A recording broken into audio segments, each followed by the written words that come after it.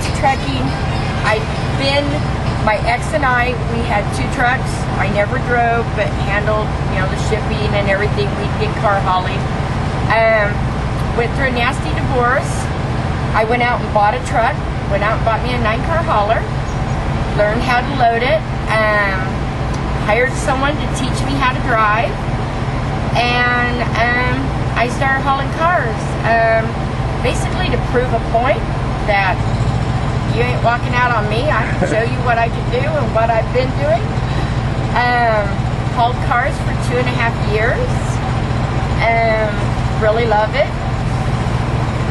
I went into freight by accident. A drunk driver hit my setup, parked on the side of the road. Learned valuable advice. Double check your insurance. Make sure that your insurance doesn't have these little clauses in them. Because nowadays, they broker your insurance out. Oh. As being an owner-op, independent, I carried my own authority, carried my own insurance. I had just renewed my insurance, so I thought I still had the same broker, same company, And they faxed me the papers. I did not read them. I signed them. 6 weeks later, the accident happened. I thought I had full coverage insurance. Come to find out, they would only pay up to $15,000. Had a car on my back. That car cost me $9,000 because when the guy hit me, he burst into flames. I had to cover that car on my back. So that left me $6,000. My trailer cost $27,000. So a girlfriend talked me into coming with her to Warner to team drive with her. Decided I couldn't really work for someone because I know the money that she was making, so I went and bought another truck and been with Warner now 7 months. Best advice I can give you, when you're starting out, everybody thinks you'll do the 3-month training or whatever, and you can just go get a job anywhere. It's very important. Stick with one company, at least for a year. Nowadays, companies look at your doc report. If you've moved around a lot, they're not interested in you because it shows that you don't have stability. You're not going to stay put. If you're like me, has always been an owner-op, independent, figure out a way to document your driving. They would not take my authority. They would not take my 1099, and they would not take my logbooks. So what I should have done was, there's a way of documenting your authority and your driving, but I did not know about that. Didn't realize I'd need to be doing it. What is it? Excuse me. What is it? Like a third party? Well, what it is, you go through like the CHP, and through you have them come out and document your like your DOT and everything else, so that whatever you do stays on your doc report, just like as if you're a company. See, I was set up as a company, but as a personal company. I should have been incorporated, even though it was just me. And by incorporating, then I could have, I could file my paperwork to show that I worked for this company. Gotcha. It's a catch-22. I mean, it really is. But it would have kept me from doing what I'm doing right now. And so I have 5 more months, and then I can get with a company that I want to be with. Warner is a good company if you're just starting out. Don't make a whole lot, but you have the chance to learn. They've been awesome to me. As a trainer, I train other females. A lot of them, they're right now. A lot of them are coming out because welfare. You have to pick something, or you're gonna get kicked off welfare. A lot of them don't realize what trucking is. There's a lot of guys that don't accept, female truckers still. But then there's a lot of guys that are out there that are polite, that they are, they don't have that foul mouth with them. Me, this is how I dress, which to me is not bad, but, a lot of the female truckers, and I do not mean this wrongly, but you can't tell if they're a guy or if they're a female, because that when they started trucking, that's how they had to dress in order to be accepted in. Right. Well, times have changed now, and now we can sort of dress more like A woman. we would if we were at home. Yeah. You know, I mean, it's not like you have to dress in boots and, you know, everything like you used to. Times are changing. Right. And I'm like part of the new truck driving changes. So, I mean, it's a good life. If you know what you're expecting.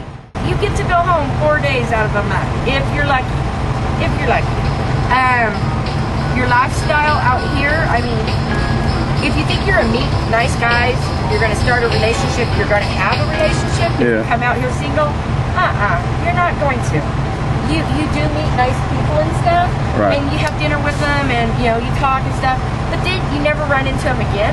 You might get to run into them a second time, but with a company like Werner, you never know where you're going, so you can never plan to meet someone here or there. You know, you're not going to have a relationship. Right. So, you know, don't think that. It's, you know, I love it. I love driving. I like having the control over this. Freight is not exactly what I want to be doing, but it's what I'm doing now, so it works. Women nowadays are, you know, in fact, we're kind of better drivers than men. We're more cautious. Yeah, I've heard that before. Yeah. I can see it, you know. Well, yeah, I mean, if you watch, women don't do the road rage quite as quickly. Here's a scenario. The other day, my student, she stalled the truck out, and we were on, you know, a overpass, and she was getting ready to turn left. This driver behind us just started having a fit, and like I told him, I go, you know, just be patient. It's only her second day on the truck. You know, everybody starts out somewhere. Well, this is just ruining my day. If it takes that little bit of you're being delayed, not even 5 minutes, to ruin your day, you have other issues. You know, and that's basically what I told him, and then I turned off the CV. Yeah. So, you know, it's just how you do it. He probably started out at the last minute on his day, didn't he? That's maybe. I don't know, but you know, people forget where they learned or how, you know, they've been doing it for so long, they forget there's new drivers coming in. New drivers make mistakes. Yeah, you know, do I watch other training companies more than, you know, what I watch independents? Yes, I do. Because I know there's a student in there, and I don't know how long that student's been in there. Right. But everyone has to start from somewhere. Right. So, and there's starting to be more women. And more women, you know, I mean, you can be a class act and still be a truck driver, basically. Do you think women are treated worse than male drivers by other drivers? It depends on what type of driver. I mean, that's the whole thing. You have different, you know, there's drivers that think women shouldn't be doing nothing but being barefoot and in the kitchen cooking and being pregnant. Yeah, you get treated by them, but you'd get treated different by them if you were in a parking lot driving a regular car. Right. Because they don't even think you should be able to drive or cook or talk, you know, just basically do two things. Yeah. But it depends on the driver. A lot of drivers out here like seeing the women out here. They like, I mean, women are starting to do the flatbeds more. They're starting, you know, to do heavy equipment, oversized, and a lot of guys like it. Right. You know, they take us seriously. And there's those that think women shouldn't be doing nothing. There's always going to be those. Yeah. So, you know, it just depends on who you get. What about the other people, you know, inside the trucking industry? Like, for instance, when you go to pick up or deliver a load, do they seem to treat you? They're happy. I mean, most of them are happy to see women. Like, you know who's really happy to see women truck driving? Who? Is these little ladies. You'll be going down the road and you have to make this turn and they're stopped and they just start waving away at you and or giving you the thumbs up, or, you know, little ladies just love seeing that, you know, because from when they would have been able to, you know, that truck driving just wouldn't have been a part of their lifestyle. Yeah. You know, now, I mean, if you come into trucking within a relationship, I believe that you can keep the relationship going and still be a truck driver. If you come in single, thinking that you're going to meet Mr. Wonderful or Mrs. Wonderful, I don't see that happening from my experience. Right.